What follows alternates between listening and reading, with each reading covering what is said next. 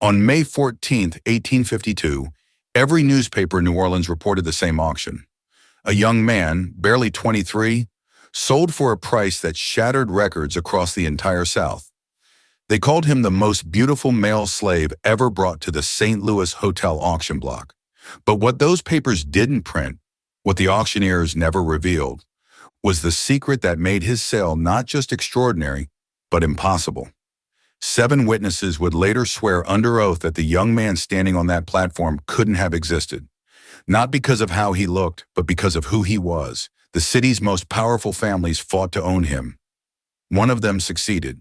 Within 3 months, that family would be destroyed.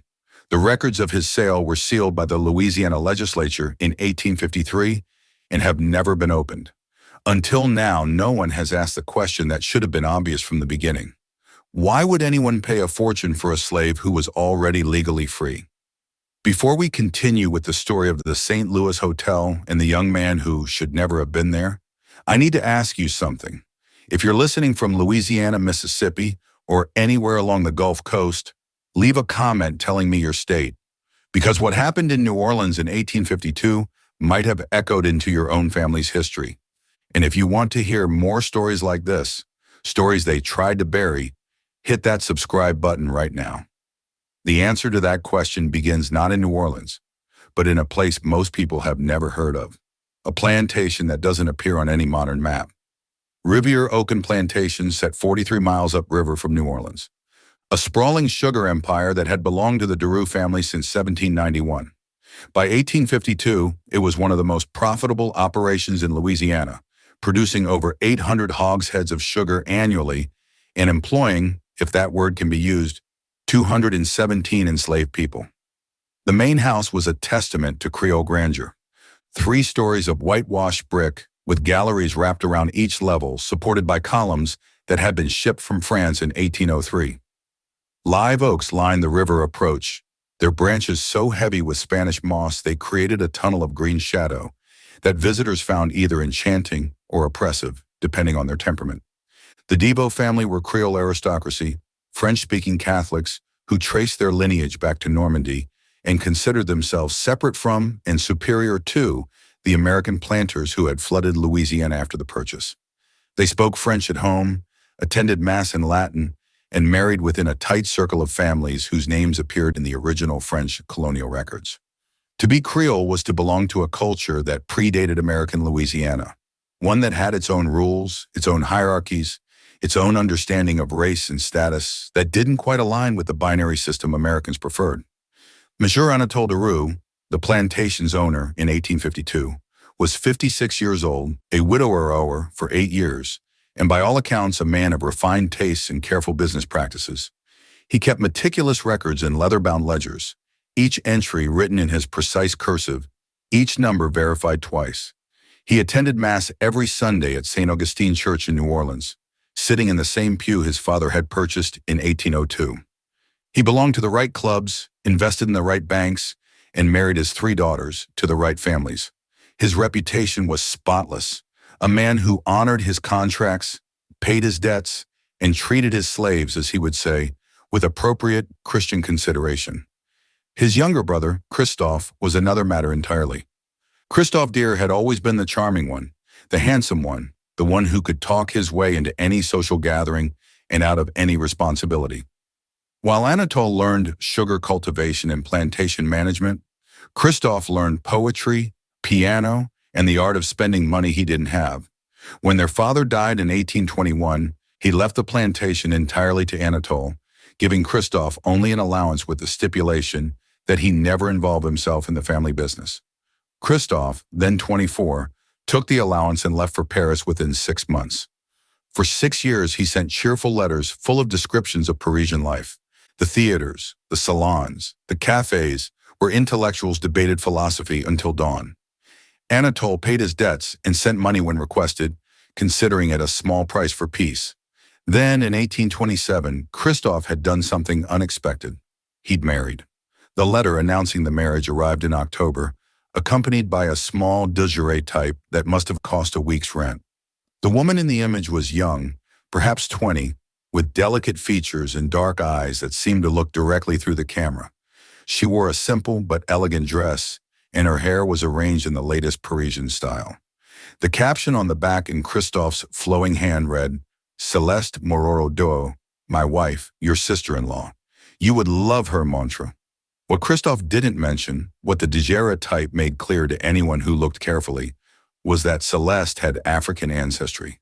Not much. She could have passed for Mediterranean in certain lights, but enough that Anatole recognized it immediately. Her skin tone, the texture of her hair visible beneath the elaborate styling, the shape of her features, all told a story that would have been unremarkable in Paris, but was catastrophic in Louisiana. Anatole's response was brief and final. Christophe was no longer welcome at Riviera. His allowance would continue, but only if he never returned to Louisiana and never contacted the family again. The marriage was not recognized. Any children born of it would not be recognized. As far as the Davaux family was concerned, Christophe had died in Paris in 1827. Christophe's response took 4 months to arrive. It was equally brief. I understand. I'm sorry for the disappointment. My son was born last month. His name is Jean-Baptiste. He will never know he had an uncle in Louisiana. For 24 years, Christophe honored that agreement. Anatole heard nothing from his brother except annual confirmation from a Paris bank that Christophe was still alive and receiving his allowance. Anatole married, had 3 daughters, became one of the most successful planters in Louisiana, and buried his wife after a fever took her in 1844. He never mentioned having a brother to anyone outside the immediate family. Then in March 1852, everything changed. The letter arrived on a Tuesday, forwarded from a hotel in New York City. The handwriting was Christophe's, but weaker. The letters shaky and occasionally trailing off. The content was brief but devastating. Consumption diagnosed 6 months earlier, now in its final stages. The doctors gave him perhaps 3 months to live. He had one request, one final favor to ask of the brother who had supported him for 25 years despite their estrangement. My son Jean-Baptiste is 23 years old. He has educated the Lycée, or for then 3 years at the Sorbonne, studying literature and philosophy. He speaks French, English, Italian, and Latin. He reads Greek. He plays piano. He has never done manual labor in his life, and I fear he would be quite hopeless at it. His mother died of cholera in 1848, and he has been supporting himself through tutoring since my health declined, but he is alone in the world now. Anatole, when I am gone, he will have nothing, no family in Paris, no connections, no money. I have spent everything, including his inheritance, on doctors, who can do nothing but make me comfortable while I die. I am asking you to take him in, not as family, I understand that's impossible, but as something. A secretary, perhaps. You always needed someone who could handle correspondence in multiple languages. He's brilliant with numbers and has beautiful handwriting. He would be useful to you. And he is my son. He is the only good thing I've done in my life. Please, Montre, I am begging you. Anatole read the letter 3 times, standing in his study with the afternoon sun slanting through the French windows. His first impulse was to refuse. The young man was his brother's son, yes, but also the son of a colored woman. In Paris, that might mean nothing. In Louisiana, it meant everything. To acknowledge Jean-Baptiste in any way was to risk questions, speculation, potential scandal. But Anatole was also a practical man, and as he stood there holding his dying brother's letter, an idea began to form. An idea that in hindsight should have horrified him, that it didn't said everything about the kind of man he had become. He sat down and wrote a response. He would accept Jean-Baptiste at Riviera. The young man should book passage on the next available ship to New Orleans, and then take a steamboat to the plantation. Anatole would meet him there and determine appropriate arrangements. He signed the letter, sealed it, and sent it express to New York. Then he sat alone in his study for a long time, thinking about opportunity and profit, and the strange ways that fate sometimes delivered both. Jean-Baptiste arrived at Riviera on April 3, 1852, on a Thursday afternoon that was unseasonably hot. Even for Louisiana, the steamboat from New Orleans docked at the plantation's private landing at 4 o'clock. Anatole was there to meet him along with his overseer, a man named Gaines, and 3 of his most trusted house servants. What stepped off that boat made everyone present go very still. Jean-Baptiste Deo was without question the most physically striking young man any of them had ever seen. He was tall, over 6 feet, with a slender, almost aristocratic build that suggested regular meals and no physical labor. His hair was black and wavy, worn slightly longer than was fashionable in America in the Parisian style. His eyes were an unusual shade of green gold, almost amber in certain light, with long dark lashes that would have been the envy of any woman. His features were perfectly symmetrical, with high cheekbones, a straight nose, and a mouth that seemed designed for portraits. His skin was pale, not the ruddy paleness of Anglo-Saxon Americans, but the smooth, even paleness of fine porcelain, with just a hint of warmth that suggested Mediterranean ancestry rather than African. He could have passed for white in any city in America. In fact, he looked more European than Anatole himself, more refined, more polished, like something that had been carefully crafted rather than merely born. He was also clearly his brother's son. The resemblance to Christophe at that age was striking. The same elegant bone structure, the same graceful movements, the same natural charisma that made people want to look at him. Anatole felt an unexpected pang of grief looking at him, seeing his brother's face in this young stranger's features.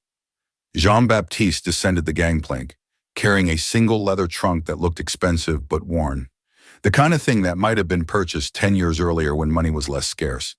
He wore a traveling suit of dark wool that had been well tailored but showed signs of careful repair. A patch on one elbow, buttons that didn't quite match, cuffs that had been turned once already. His boots were polished but resolved. Everything about him suggested gentle poverty, the kind that maintains appearances while quietly starving. When he reached the bottom of the gangplank, he sat down his trunk and looked directly at Anatole. For a moment, neither man moved. They were studying each other. Anatole seeing his brother's ghost. Jean-Baptiste seeing the uncle who had sent his father into exile 25 years earlier. Then Jean-Baptiste extended his hand. "Monsieur Deux," he said in perfect French, his voice low and cultured. "I am Jean-Baptiste. Thank you for receiving me. I know this must be difficult for you. It is difficult for me as well." His tone was polite but not servile, respectful but not fearful. He spoke as an equal or as someone who had been raised to believe he was equal to anyone regardless of circumstance. Anatole didn't take his hand. Instead, he studied the young man for a long moment, his expression unreadable. He looked at Jean-Baptiste's clothes, his posture, his face. He looked for signs of his mother's ancestry, the telltale features that would mark him as colored under Louisiana law. But there was nothing obvious. The young man looked white, more than white. He looked aristocratic, like something out of a French painting. That made him valuable. That also made him dangerous. "Follow me," Anatole said finally in French.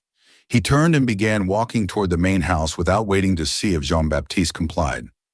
Gaines, the overseer, stepped forward and picked up Jean-Baptiste's trunk without a word. The 3 house servants, 2 women and 1 man, all of them light-skinned Creoles who served in the main house, stood back and watched as Jean-Baptiste followed Anatole up the path. One of the women, Marie-Claire, would later tell others that the young man walked like someone going to his execution. Steady, calm, but with an awareness that something terrible was about to happen. They didn't go to the main house. Instead, Anatole led Jean-Baptiste to a small cabin behind it, one of several buildings that housed the household servants who weren't trusted enough to sleep in the main house itself, but were too valuable to be housed with the field workers. The cabin was simple but adequate. 1 room with a bed, a table, a chair, a wash basin, and a small fireplace. The April heat made the fireplace unnecessary, but it would be welcome in winter. If Jean-Baptiste was still there in winter, "This will be your quarters," Anatole said, still in French. "I will send someone with food and water. We will speak tomorrow morning about your duties. Do not leave this cabin tonight. Do not speak to anyone. Do you understand?" Jean-Baptiste looked around the cabin, then back at his uncle. "I understand," he said quietly. "May I ask a question?" "No," Anatole said. "Tomorrow." He left, taking Gaines with him, leaving Jean-Baptiste alone with his trunk and his thoughts. That night, Marie-Claire brought food to the cabin: rice, beans, a piece of chicken, bread. She knocked softly, and when Jean-Baptiste opened the door, she handed him the tray without meeting his eyes. "Thank you," he said in French, and she looked up, surprised that he spoke her language. You're his nephew? She asked, also in French, keeping her voice low. Jean-Baptiste nodded. My father's brother. Does he know about your mother? Jean-Baptiste smiled, but there was no humor in it. Yes, he knows. Marie-Claire looked at him for a long moment, her expression unreadable. Then she said very quietly, Be careful. Mr. Deere is not a cruel man, but he is a practical one. And sometimes practical men do terrible things because they make sense on paper. She left before Jean-Baptiste could respond. He stood in the doorway, watching her walk back to the main house, and felt the first real stirrings of fear since arriving in Louisiana. Not fear of violence or cruelty, but fear of something more insidious, being turned into a problem that needed solving, a complication that needed tidying, a thing rather than a person. He ate the food because he was hungry, having eaten almost nothing on the journey from New York. Then he sat at the small table and took out the items from his trunk. A few changes of clothes, all carefully folded, several books, including a worn copy of Montaigne's essays and a French Bible, a packet of letters from his father tied with string, and most importantly, a leather portfolio containing his papers. His birth certificate from Paris listing his parents as Christophe Dou and Celeste Moreau, his baptismal record from Aigle-Saint-Sulpice, his completion certificate from the Leary AF, letters of recommendation from 2 of his professors of the Sorbonne, all of it in French, all of it official, all of it proving beyond any doubt that he was who he said he was. A free man, born free, educated, with no connection whatsoever to slavery. He laid the papers out on the table and looked at them for a long time. Then, acting on an instinct he couldn't quite name, he took out a sheet of paper and began writing a detailed inventory of everything in the portfolio, including the dates, issuing authorities, and exact wording of each document. He wrote in tiny, precise French, filling 2 pages with documentation of his documentation. Then he folded the inventory and slid it into the spine of the Montaigne, where it would be invisible unless someone specifically looked for it. He had no reason to think he would need such a record, but his father had once told him, In this world, Jean-Baptiste, the only thing between you and disaster is the right piece of paper. Guard your papers like your soul, because in many ways they are your soul. Jean-Baptiste fell asleep that night, still dressed, lying on top of the thin blanket, listening to the unfamiliar sounds of a Louisiana night. Cicadas, tree frogs, the distant sound of singing from the quarters where the field workers lived, and underneath it all, the constant whisper of the Mississippi River, invisible in the darkness, but always present, like a conversation that you couldn't quite hear. The next morning, Anatole summoned Jean-Baptiste to his study at 8 o'clock. The study was impressive, floor-to-ceiling bookshelves, most of them filled with ledgers rather than literature, a massive desk made from Louisiana cypress, windows overlooking the sugar fields, and on the walls, portraits of Deroux ancestors going back 3 generations. Jean-Baptiste stood in front of the desk while Anatole sat behind it, the physical arrangement making the power dynamic unmistakable. You have your papers? Anatole asked in French. Yes, monsieur. I will need to examine them for your protection. You understand? There are many documents circulating in Louisiana that are fraudulent. I want to ensure yours are authentic. Jean-Baptiste hesitated. Every instinct told him this was wrong, that handing over his papers was handing over his freedom. But he also understood that he had no choice. He had nowhere else to go, no money, no connections in America. His father was dying, or perhaps already dead in New York. He was alone in a state where his appearance might pass for white, but his ancestry absolutely did not. He retrieved the portfolio from his cabin and returned to the study. Anatole spent 20 minutes examining each document, occasionally making notes in a small leather notebook.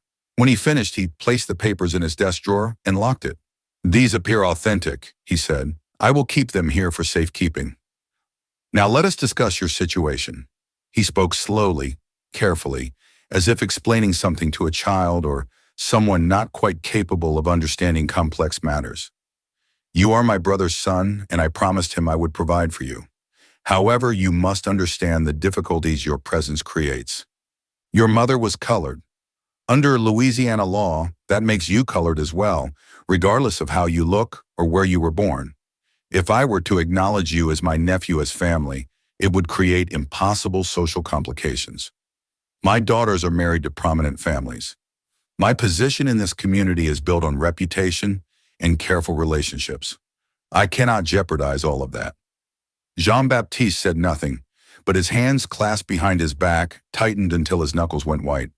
"However," Anatole continued, "I am also not without compassion. I am willing to provide you with shelter, food, and appropriate work here at Rivière-Oaken. You will serve as my personal secretary. You will handle my business correspondence, particularly anything requiring translation or interaction with French merchants. You will maintain certain records. You will live in the cabin where you spent last night.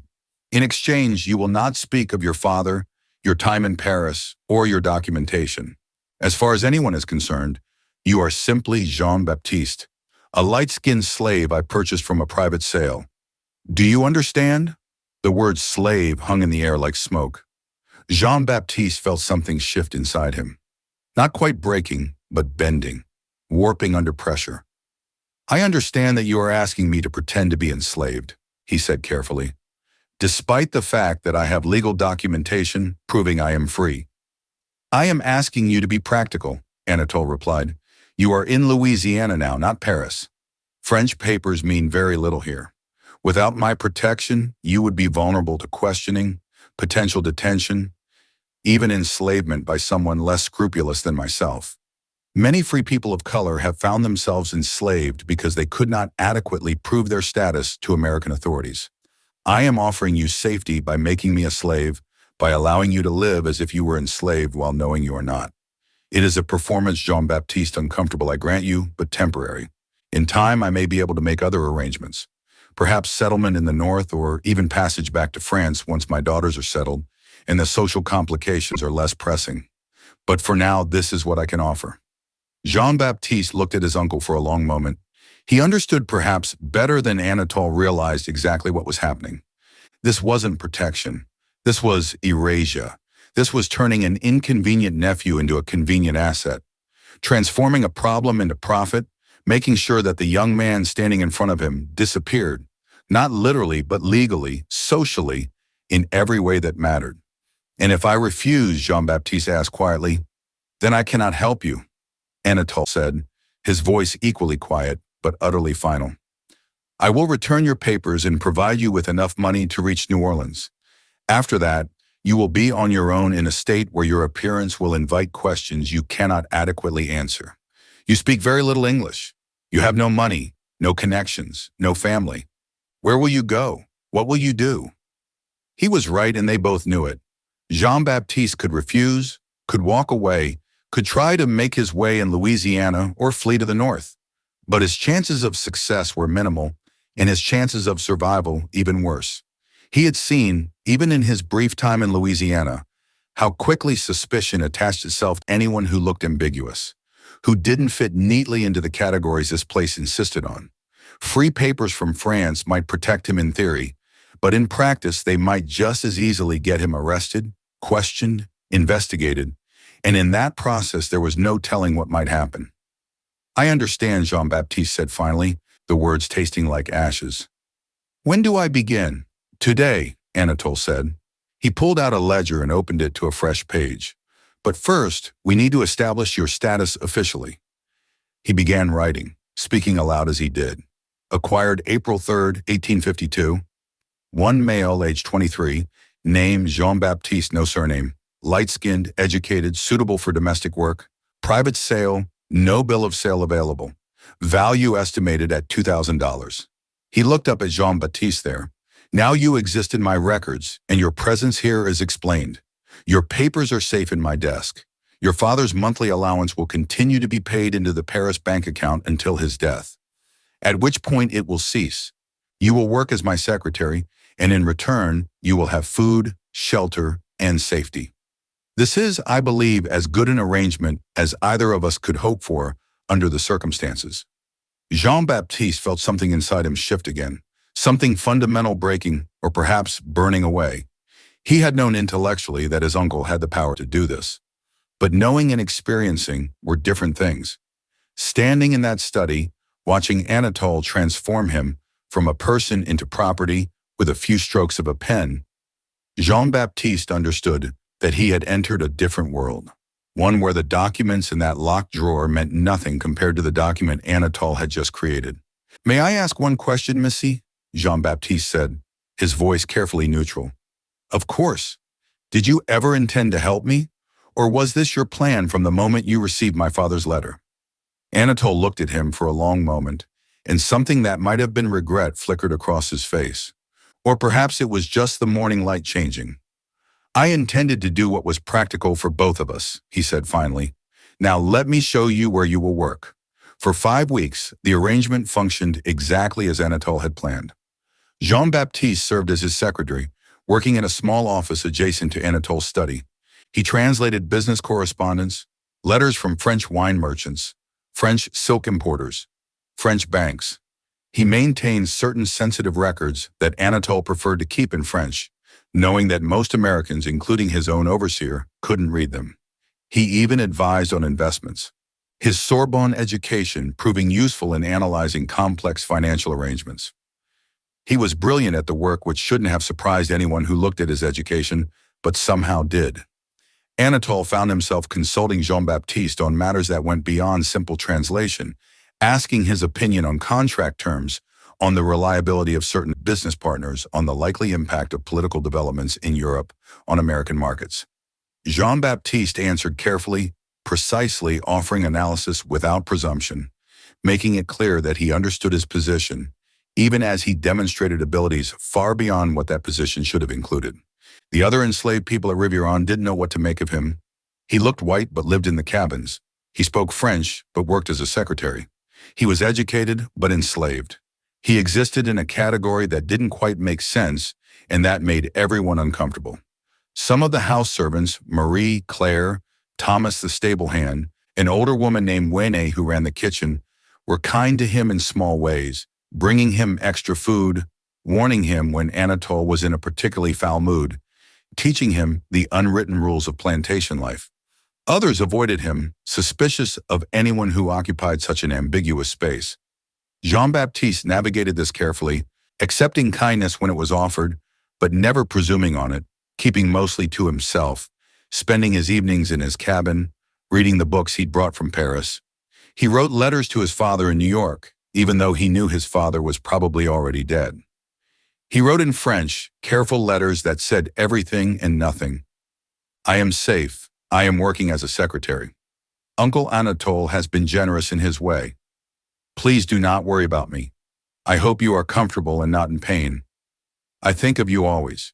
He never mailed the letters. He simply folded them and kept them in his trunk, like prayers that didn't need to reach their destination to fulfill their purpose. But Anatole had made a critical miscalculation. He had assumed that Jean-Baptiste's beauty and education would remain a private asset, something he could utilize quietly within the plantation's boundaries. He had not anticipated what would happen when he brought Jean-Baptiste to New Orleans. The trip occurred on May 7th, a Wednesday. Anatole needed to meet with several business partners to finalize arrangements for the upcoming sugar harvest. He decided somewhat impulsively to bring Jean-Baptiste with him. The young man could take notes, translate if necessary, and demonstrate Anatole's cosmopolitan sophistication. "Look, I have a secretary who speaks 4 languages. They traveled by steamboat, arriving at the New Orleans docks at 10 o'clock in the morning. The city was at its most vibrant, the levee crowded with ships from every corner of the world, the streets thronged with merchants and slaves and free people of color, and tourists and con men, and everyone else who made New Orleans the most complex, contradictory city in America. Anatole had arranged meetings at his club and at 2 private homes, each one involving discussions of contracts, prices, shipping arrangements. Jean-Baptiste accompanied him to all of them, standing quietly in corners, taking notes when requested, occasionally translating a phrase from French to English or vice versa. And everywhere they went, the reaction was the same. People stared, not rudely exactly, but unmistakably. Women found reasons to pass close to where Jean-Baptiste stood. Men studied him with the assessing gaze, usually reserved for horses or expensive furniture. Conversations would pause when he entered a room, not because he'd done anything to interrupt them, but because his presence was simply that arresting. At the 3rd meeting held in the elegant home of a commission merchant named Philippe Leroux, the wife of the host, Madame Leroux, A woman of about 40 with sharp eyes and a sharper mind approached Anatole during a pause in the negotiations. "Monsieur Deo," she said in French, "I hope you'll forgive my directness, but I must know that young man who accompanies you. He is your property." Anatole, who had been expecting this question all day, nodded. "A recent acquisition. He serves as my secretary. He is remarkable," Madame Lario said bluntly. "I have never seen a slave of such appearance." "Where did you acquire him?" "A private sale," Anatole said vaguely. "From an estate in Baton Rouge." "Would you consider offers?" Another woman interjected. This was Madame Ellen Fourier, a widow who owned a fashionable boarding house in the Garden District and was known for maintaining an extensive household staff of light-skinned servants. "I would pay handsomely for someone of his qualities." Anatole demurred, saying Jean-Baptiste was too useful to part with. But the question, "Would you consider offers?" lodged itself in his mind like a splinter. All the way back to Rivière-au-Can that evening he thought about it. How much would someone pay for Jean-Baptiste? Not just for his skills, which were considerable, but for the sheer spectacle of owning him, for the status and prestige of having such a singular individual in one's household. That night after Jean-Baptiste had returned to his cabin, Anatole sat in his study and did calculations. He had recorded Jean-Baptiste's value at $2,000, which was already high for a domestic servant. But based on the reactions today, he could sell the young man for much more, perhaps $3,000, perhaps even $4,000. The more he thought about it, the more sense it made. Jean-Baptiste's presence at Rivierac was becoming a complication. The young man was too distinctive, too memorable. His education and bearing made other slaves uncomfortable and made visitors ask questions. Sooner or later, someone would probe too deeply, would wonder about the remarkable secretary who looked more like a French aristocrat than a slave, would perhaps even recognize something in Jean-Baptiste's features. A resemblance to Christophe, a hint of Devoe ancestry.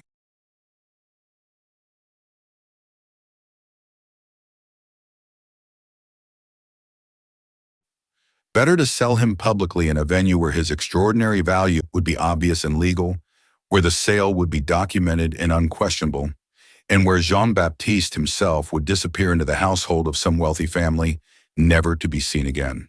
The St. Louis Hotel conducted slave auctions every day except Sunday. They were professional, well-organized events attended by the city's elite. Selling Jean-Baptiste there would be not just profitable, but prestigious. The kind of sale that would be talked about in the right circles, that would enhance Anatole's reputation as a man with access to remarkable commodities. On May 8th, he began making arrangements. Jean-Baptiste learned about the sale on May 10th, a Sunday afternoon. He was in his cabin reading Monta when Anatole arrived with Gaines and one of the male house servants. The presence of 3 men told Jean-Baptiste immediately that something had changed. "I have decided to sell you," Anatole said without preamble, speaking in French. "There is an auction at the St. Louis Hotel on May 14th. You will be presented there." Jean-Baptiste stood slowly, the book falling from his hands. "You gave me your word that this was temporary, that you would help me eventually leave Louisiana." "And I will," Anatole said smoothly, "by selling you to a good family in New Orleans. You will be far more comfortable there than here, working indoors in the city with access to culture and society. It is in many ways an improvement." "I am not a slave to be sold," Jean-Baptiste said, his voice shaking slightly. "I am your brother's son. I have papers proving I am free." "You have papers that I am safeguarding," Anatole corrected, "and you are forgetting that your situation is more complex than a simple question of documentation. Your mother's status affects your own. The law in Louisiana is very clear about this." "My mother was free," Jean-Baptiste said, his voice rising. "She married my father legally in Paris. I was born free. The documents prove all of this." "Your mother was colored," Anatole said flatly. "Whatever her legal status in France and Louisiana, that would make you colored as well. And without documentation proving her free status, which you do not have, your own freedom is questionable. I am actually protecting you by maintaining the fiction that you are my property. Otherwise, you could be claimed by anyone who disputed your status. At least this way, you will belong to someone respectable." It was twisted logic, but it had the weight of Louisiana law behind it. Jean-Baptiste understood that his uncle was right about one thing. His French papers, without corresponding American documents, were vulnerable to challenge and in any legal dispute, Anatole's word as a respected white planter would outweigh Jean-Baptiste's claims as a questionable person of color. "Please," Jean-Baptiste said, the word coming out barely above a whisper. "Please don't do this. My father trusted you. He asked you to protect me." "And I am," Anatole said. "Now you will cooperate with these arrangements, or I will have you restrained and transported by force. The choice is yours." Jean-Baptiste looked at the three men standing in his cabin, and he understood that resistance was pointless. He was one person against Anatole's entire operation. If he fought, he would lose. If he fled, he would be caught.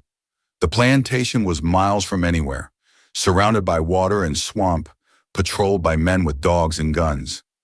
There was nowhere to run. "I will cooperate," he said finally. "Good," Anatole said. "We leave for New Orleans on May 13th. I suggest you rest and prepare yourself. This sail will determine your future. I recommend you present yourself well." They left, locking the cabin door from the outside. Jean-Baptiste heard the key turn, heard their footsteps fade away, and then he was alone in the locked room with the realization that in 4 days he would be standing on an auction block, being sold like furniture or livestock. He sat on the edge of the bed, trembling. Not with fear exactly, but with a rage so intense it frightened him. He wanted to destroy something, to scream, to fight.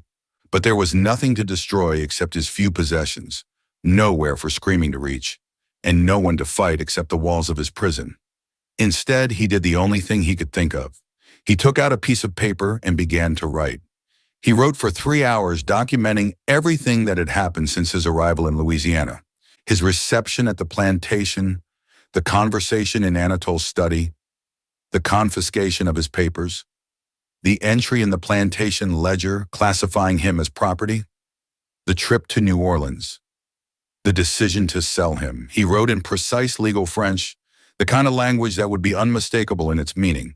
He wrote knowing that the letter might never reach anyone, but also knowing that he had to try, had to create some record that he had existed as a person and not just as property. When he finished, he addressed it to the French consulate in New Orleans. He didn't know if they would help, if they could help, if they even cared about a half-French citizen being sold into slavery in Louisiana. But they were the only authority he could think of that might have jurisdiction, that might see him as something other than a commodity. He folded the letter carefully and hid it in the spine of his montagne, the same place he'd hidden the inventory of his papers. Then he lay down on the bed and stared at the ceiling, thinking about his father, who was probably already dead, who had trusted his brother to protect his son, who had died, believing that trust had been honored. The next morning, the cabin was unlocked. Gaines brought him food and told him he could move freely around the plantation grounds, but not leave them. Jean-Baptiste spent the day in a kind of fugue state, walking the perimeter of the property, memorizing every detail. The sugar fields stretching to the horizon, the quarters where 200 people lived in bondage, the main house where Anatole sat in his study calculating profits, the river flowing past endlessly indifferent to everything happening on its banks. On May 12th, Thomas found him standing by the stables and approached cautiously. "I heard what's happening," Thomas said in French, keeping his voice low. "I'm sorry." Jean-Baptiste looked at him, this man who had shown him kindness for no reason except basic human decency. "Will you do something for me?" he asked quietly. "If I can." Jean-Baptiste retrieved the letter from his cabin and pressed it into Thomas's hands. "After the auction, not before, after, take this to the French consulate on Chartres Street. Give it to anyone there and tell them it's urgent. Can you do that?" Thomas looked at the letter, then at Jean-Baptiste. "You think it will help?" "I don't know," Jean-Baptiste admitted. "Probably not, but I have to try something." Thomas nodded and tucked the letter inside his shirt. "I'll do it." Day after the auction. "Why are you helping me?" Jean-Baptiste asked. Thomas smiled, but it was a sad smile full of understanding that went beyond words. Because sometimes doing the right thing is all we got, even when it doesn't change anything. On May 13th, Anatole Gaines and Jean-Baptiste left for New Orleans by steamboat. They arrived in the evening and stayed at the St. Louis Hotel itself, though Jean-Baptiste was housed not in a guest room, but in a secure room on the ground floor where valuable property was kept before sale. The room had a bed, a wash basin, and barred windows. It was clean and relatively comfortable, but it was unmistakably a cell. That night, Jean-Baptiste didn't sleep. He sat on the edge of the bed, thinking about everything that had led to this moment, tracing the chain of decisions and circumstances that had transformed him from a free man in Paris to property in New Orleans. He thought about his mother, dead of cholera 4 years earlier, who had never told him much about her own background, except that she had been alone in Paris when she met Christophe, that she had fallen in love with his charm and his recklessness, that she had never regretted marrying him, even though it had cost her whatever family she'd had. He thought about his father dying or dead in New York, who had spent 25 years in exile rather than give up his wife and son. He thought about Anatole, who had taken that same son and turned him into merchandise. And he made a decision that would either save him or destroy him. But that felt in that moment like the only choice he had.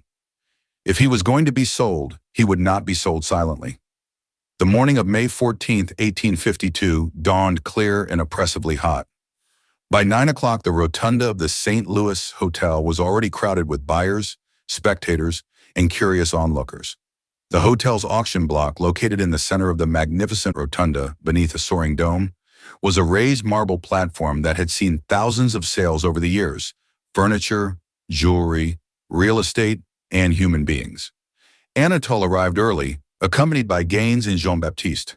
He had dressed Jean-Baptiste carefully for the occasion: a white linen shirt that emphasized his pale skin, dark trousers that suggested elegance, polished boots. His hair had been trimmed and brushed back from his face. He wore no jewelry, nothing that would distract from the spectacle of him. When they entered the rotunda at 10 o'clock, the reaction was instant and electric. Conversation stopped mid-sentence. Women turned and stared openly. Men leaned forward in their seats, assessing. The auctioneer, a professional named Perrault, who had conducted thousands of sales, actually paused in his preparation when he saw Jean-Baptiste, his practiced composure momentarily shaken. Word had spread through the city's elite that something extraordinary was being offered today. The advertisements Anatole had placed in the newspapers had been deliberately vague but tantalizing. A rare offering, male, domestic servant, of exceptional qualities, educated, multilingual, suitable for only the finest household. Those who understood the coded language of such advertisements had come prepared to spend significant money. At 10:30, the auction began. Perrault stood at the podium and surveyed the crowd. "Ladies and gentlemen," he said in English, then repeated in French, "we have before us today an offering of singular quality, the property of Monsieur Anatole Deer of Rivière-Con Plantation. This young man represents the finest example of domestic service capacity available in our market." Jean-Baptiste was led to the platform by Gaines. He walked steadily, his face carefully composed, showing nothing of what he felt. When he reached the center of the marble platform, he stood perfectly still, his hands at his sides, his eyes focused on some middle distance. The effect was devastating. In the bright sunlight streaming through the dome, Jean-Baptiste looked almost otherworldly. His pale skin luminous, his amber eyes catching the light, his aristocratic features perfect from every angle. He was beautiful in a way that made people uncomfortable because it disrupted all the categories they used to understand the world. He looked white but stood on the auction block. He looked wealthy but wore a slave's simple clothing. He looked educated but was being sold like cattle. Perrault began the description. Aged 23 years, fluent in French, English, Italian, and Latin, literate in all languages. Experienced in secretarial work, correspondence, bookkeeping, of gentle temperament, and suitable for the most refined household, health certified excellent. Minimum bid set at $2,000. The bidding started immediately. A man in the front row raised his hand. $2,200. Before Perrault could acknowledge it, someone else called out, $2,500, then $3,000. The crowd was energized now, feeding off its own momentum. This wasn't just a purchase. It was a competition, a public display of wealth and taste. To own Jean-Baptiste would be to own something remarkable, something that elevated the buyer's status simply by association. $3,500. A woman's voice called out. Madame Hélène Fourier, sitting near the front, her eyes fixed on Jean-Baptiste with an intensity that was almost predatory. 4,000 counted Philippe Larrier, the commission merchant whose wife had first inquired about Jean-Baptiste. Anatole stood to the side, watching the bidding escalate, and felt a surge of satisfaction. He had been right. Jean-Baptiste was extraordinarily valuable, and this sale would be talked about for years. The bidding continued, 45,500, 5,000, 5,500. With each increase, the crowd grew more animated, more invested. This was spectacle theater, a public performance of power and desire. At $6,000, most of the bidders dropped out. At $7,000, only Madame Fourier and Missy Larrier remained, their bids now clearly personal, each one refusing to let the other win. 7,500, Madame Fourier said firmly. 8,000. Larrier countered immediately. 8,000, 509,000. The crowd was silent now, transfixed. This was an unprecedented amount for a single domestic servant. The bidding had crossed from business into something more emotional, more irrational. Jean-Baptiste stood perfectly still throughout all of this, his face expressionless. But inside something was building. Not panic, not fear, but a cold, clear determination. He had made his decision during the sleepless night. Now he simply waited for the right moment. At $10,000, Madame Fourier hesitated. The sum was extraordinary, representing more money than many plantation owners earned in a year of labor. Perrault, sensing her uncertainty, looked toward Larrier. "Do I hear 10,500? Larrier nodded. 10,500. Perrault turned to Madame Fourier. "Madame, do you count her?" She looked at Jean-Baptiste one more time, her expression unreadable. Then she said clearly, $11,000.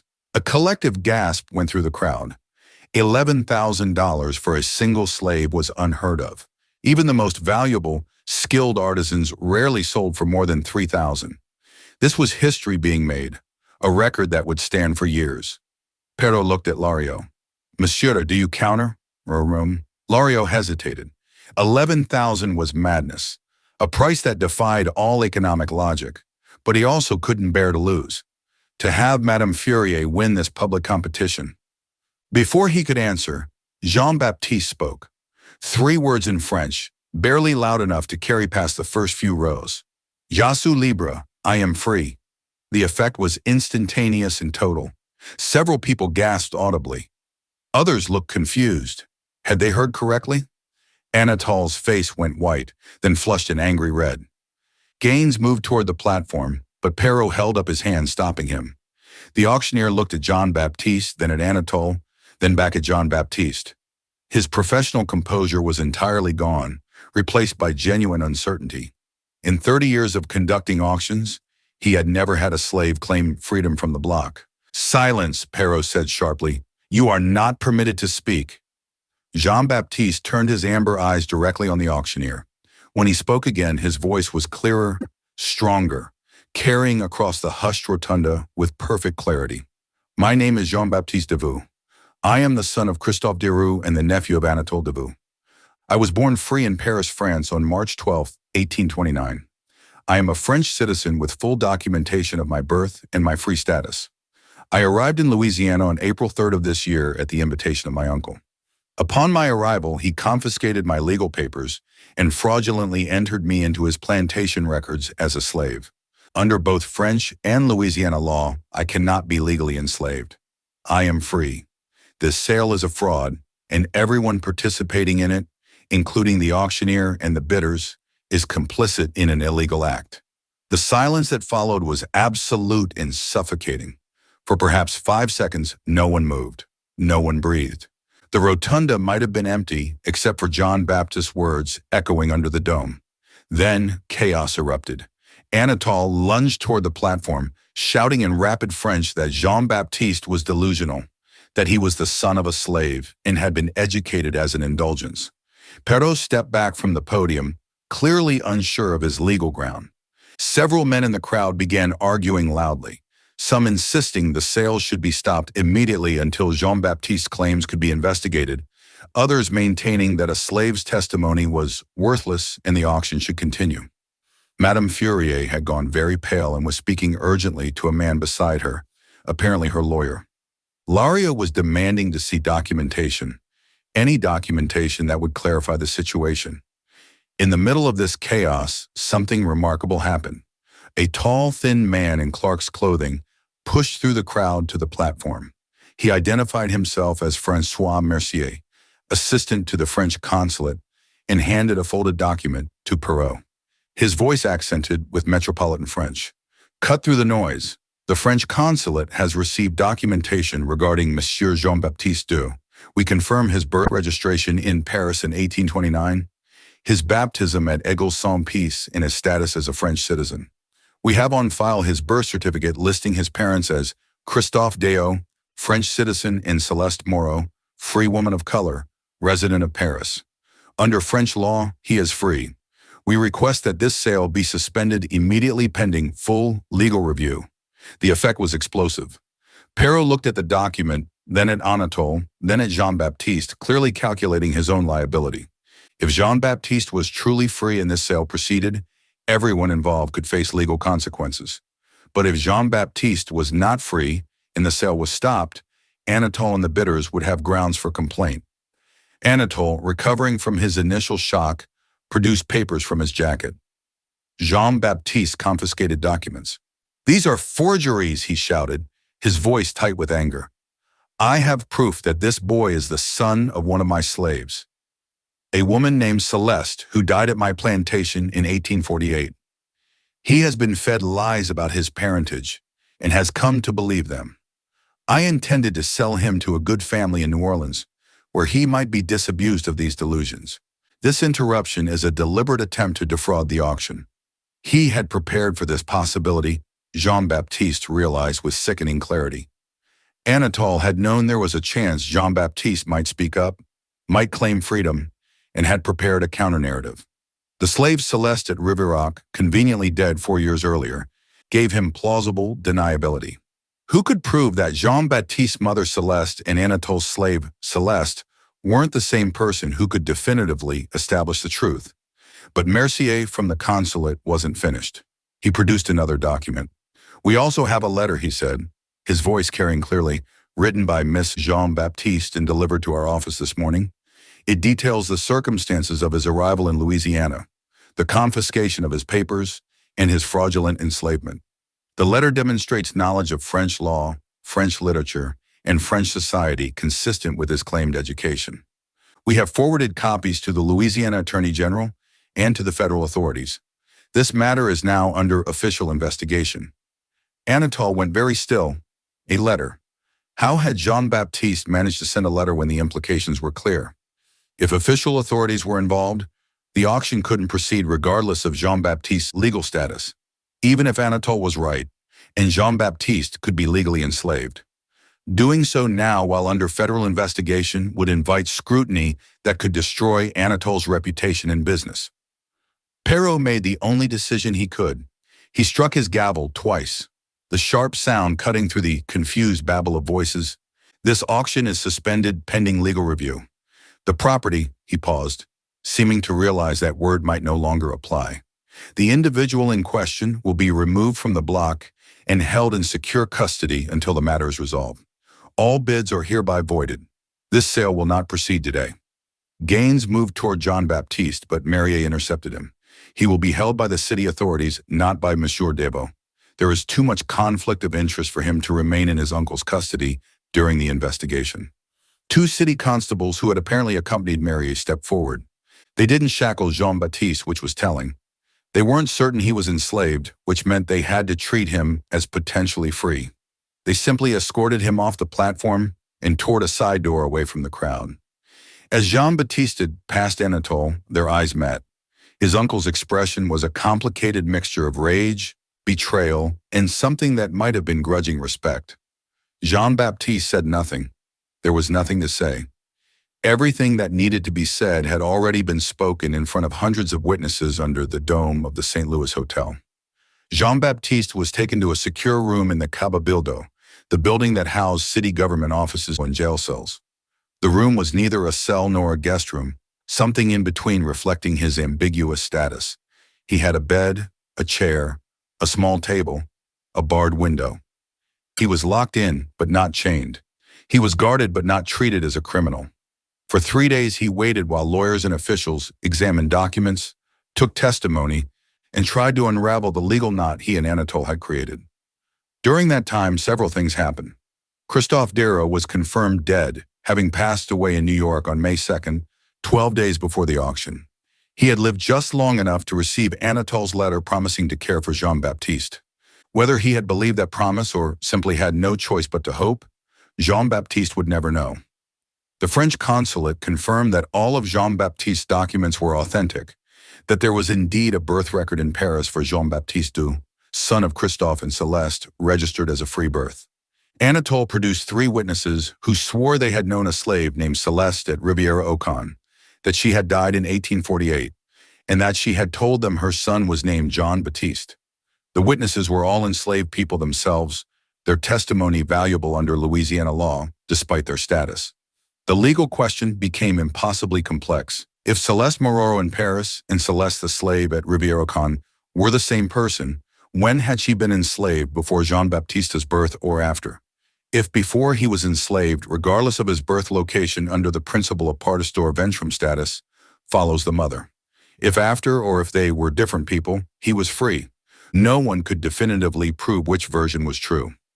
On May 17th, a judge named Thibault, a man known for careful deliberation and a certain sympathy toward free people of color, issued his ruling. It was a masterpiece of legal ambiguity that essentially resolved nothing while preventing immediate harm. The ruling stated, Jean-Baptiste's legal status could not be definitively determined from the available evidence. The documents suggested he was born free in France. The testimony suggested he might be the son of an enslaved woman. Without the testimony of Celeste herself, or additional documentary evidence proving her status at the time of Jean-Baptiste's birth, no conclusive determination could be made. Therefore, the attempted sale was declared void. Anatole could not sell Jean-Baptiste as a slave unless he could prove beyond reasonable doubt that Jean-Baptiste had been born enslaved. The burden of proof was on Anatole. Until such proof was provided, Jean-Baptiste's status would remain undetermined, and he could not be held in slavery. Furthermore, Jean-Baptiste could not immediately claim the full rights of a free person without additional proof of his mother's free status. He existed in a legal gray area, not definitively enslaved, not definitively free. The practical effect, Jean-Baptiste was released from custody, but barred from leaving Louisiana without permission. Anatole was prohibited from claiming Jean-Baptiste as property. The matter was technically open pending additional evidence, but since the key witnesses were all either dead or enslaved, additional evidence was unlikely to emerge. It was a non-ruling that protected everyone. Anatole's reputation was preserved. He could claim he had acted in good faith based on the information available to him. The auction house was protected from liability since the sale had been stopped. The bidders got their money back, and Jean-Baptiste got his freedom technically, though not in a form anyone could quite define. When Jean-Baptiste walked out of the Cabo on the afternoon of May 17th, he carried only what he'd brought to New Orleans. The clothes on his back in his small leather trunk, which Anatole had returned to him without comment. His French papers were inside, along with Judge Thibault's ruling, and a letter from the French consulate stating that they recognized him as a French citizen and would provide what assistance they could should he need it. He had nowhere to go. He knew no one in New Orleans.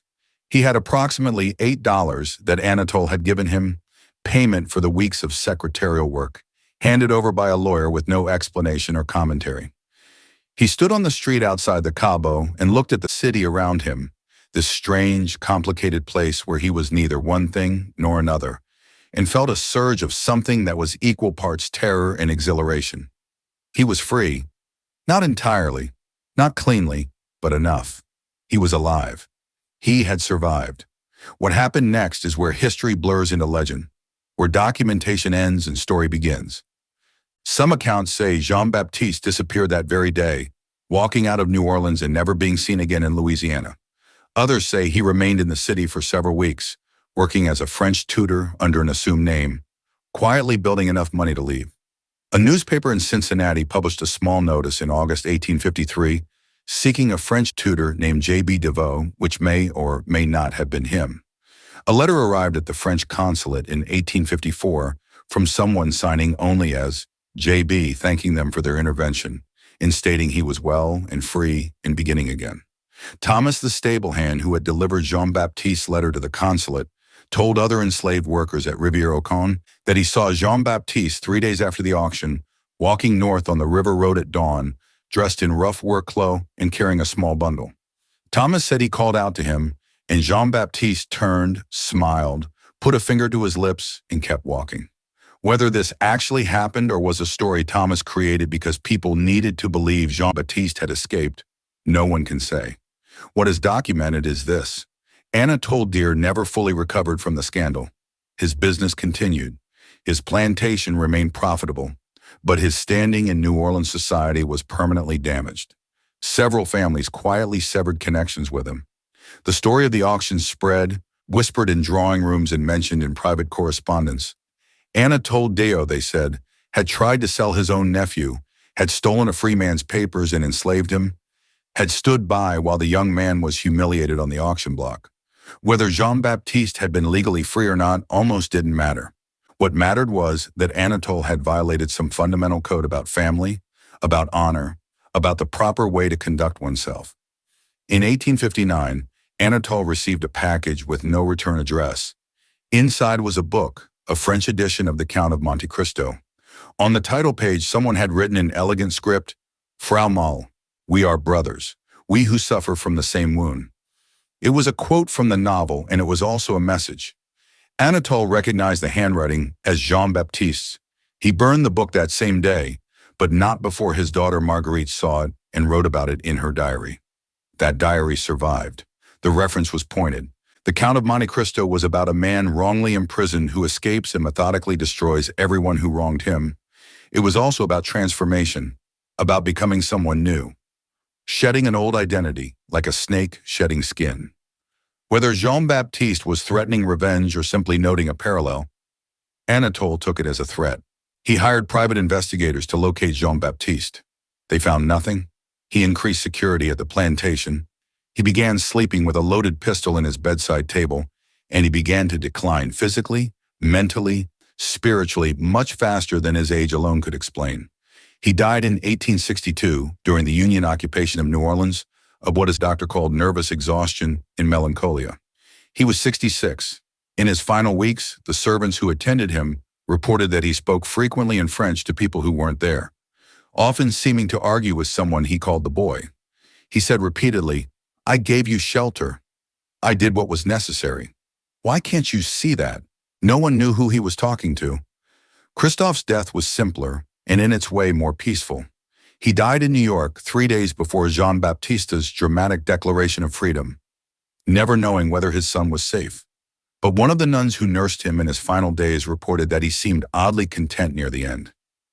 He said shortly before dying, "My son is free. That's all that matters." Whether he meant Jean-Baptiste specifically or was simply delirious, no one could say. But it's nice to think that somehow he knew that across the miles and through whatever strange connection exists between parents and children, he felt Jean-Baptiste's escape. The St. Louis Hotel continued to hold auctions for another decade, but the auction of May 14, 1852, was never mentioned in its official histories or advertisements. The documentation, all of it, the bills of sale, the bidder agreements, the records of the suspension, disappeared from the hotel's files. It was as if the entire event had been collectively erased. Except it wasn't.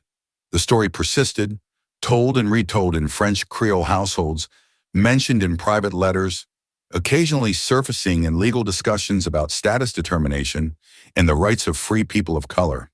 It became a legend of sorts, the beautiful slave who declared himself free and then vanished. But here's what makes the story genuinely fascinating. Jean-Baptiste was almost certainly telling the truth. The French consulate's confirmation was real. The Paris records were real. Christophe's marriage was documented, and Anatole's claim about a slave named Celeste at Rivière-au-Quai doesn't appear in any plantation records before Jean-Baptiste's arrival. There's no inventory listing her, no birth records for other children she might have had, no purchase record, no sale record, nothing. She appears in Anatole's testimony and the testimony of his witnesses, but nowhere in the paper trail that usually accompanied enslaved people in Louisiana, which suggests something darker than even the story implies.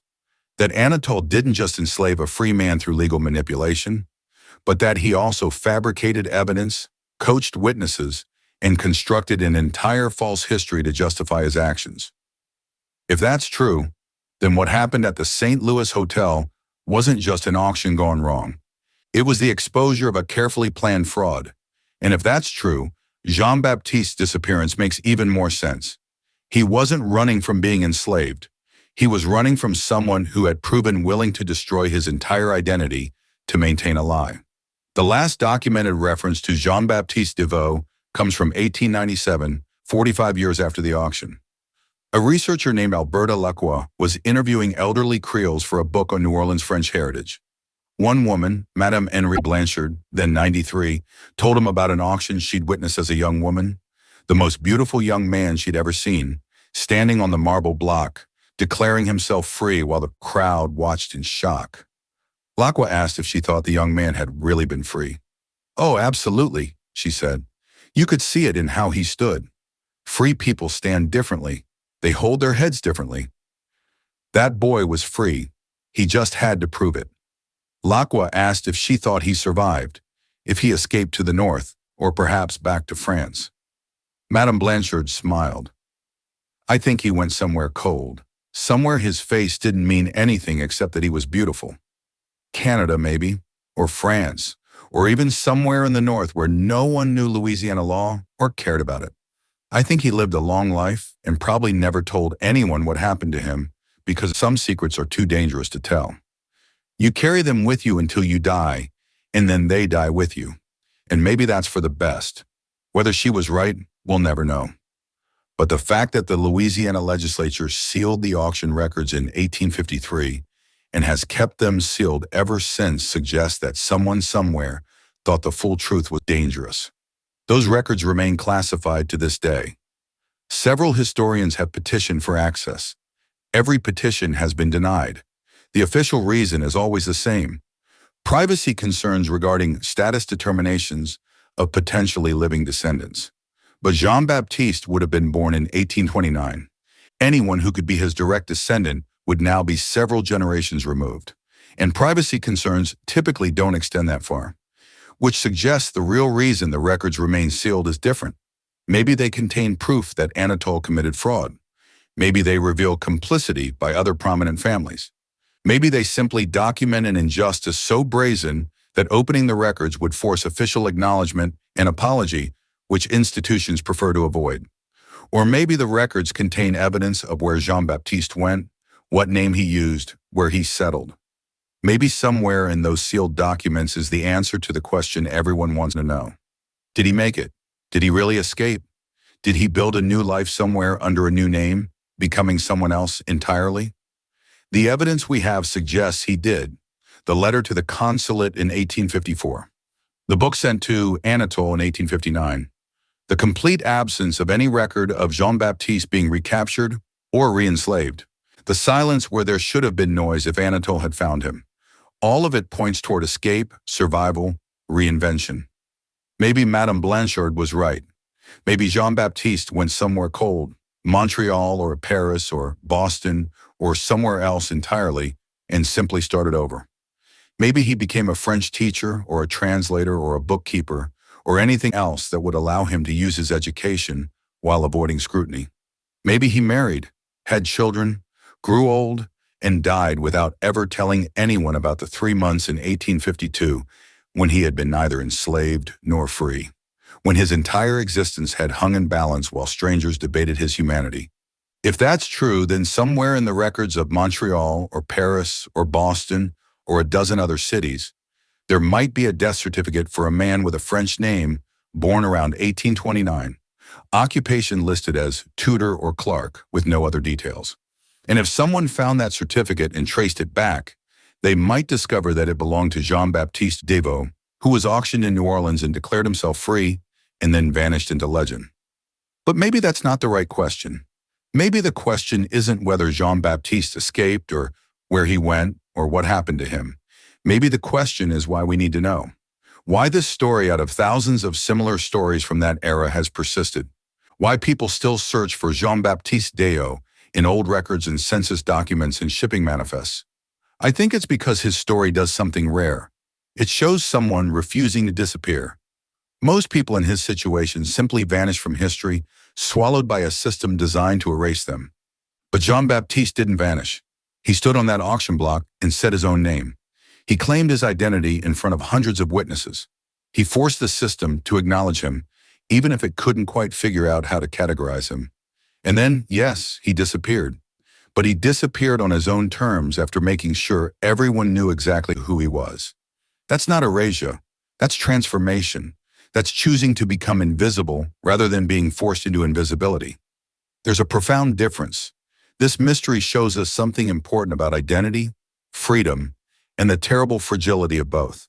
In a world where your status as a human being could be determined by the color of your skin, the circumstances of your birth, and the cruelty or kindness of your relatives, Jean-Baptiste Davout should never have been on that auction block. Whether he was born free in Paris or born enslaved in Louisiana, the fact that his fate could be debated at all, that his humanity was considered a legal question requiring adjudication, tells us everything we need to know about the system that put him there. But it also shows us something about resistance, about refusing to accept other people's definitions of who you are, about the power of simply saying your own name when everyone else wants to rename you, redefine you, reduce you to property. Jean-Baptiste stood on that marble platform and said, "I am free." Knowing it might destroy him. And whether or not those words changed his immediate circumstances, they changed the story. They transformed him from a passive victim into an active participant in his own fate. And maybe that's why we're still telling this story 170 years later. Because in the end, Jean-Baptiste won. Not in court, not in any legal sense, but in the only way that really matters. He refused to be forgotten. He made sure that anyone who tried to erase him would have to work very hard to do it. And he left enough traces, the letter, the book, the newspaper notices, the whispered stories that we can still find him if we look. So what do you think? Do you believe Jean-Baptiste was really free? Do you think he escaped? Or do you think something else happened in that locked room at a St. Louis hotel? And why would Louisiana keep those records sealed if there wasn't something explosive in them? Something that still matters even now? Leave your comment below. Tell me what you think happened to Jean-Baptiste Davout, and if you enjoyed this story, this mystery that they tried to bury, then subscribe to this channel. Hit the notification bell. Share this video with someone who loves dark historical mysteries, stories about people who fell through the cracks of history, stories that someone wanted erased. Because every view, every share, every comment helps bring these forgotten voices back to life. And maybe somewhere in some sealed record or dusty archive, the full truth about Jean-Baptiste is still waiting to be found. See you in the next video.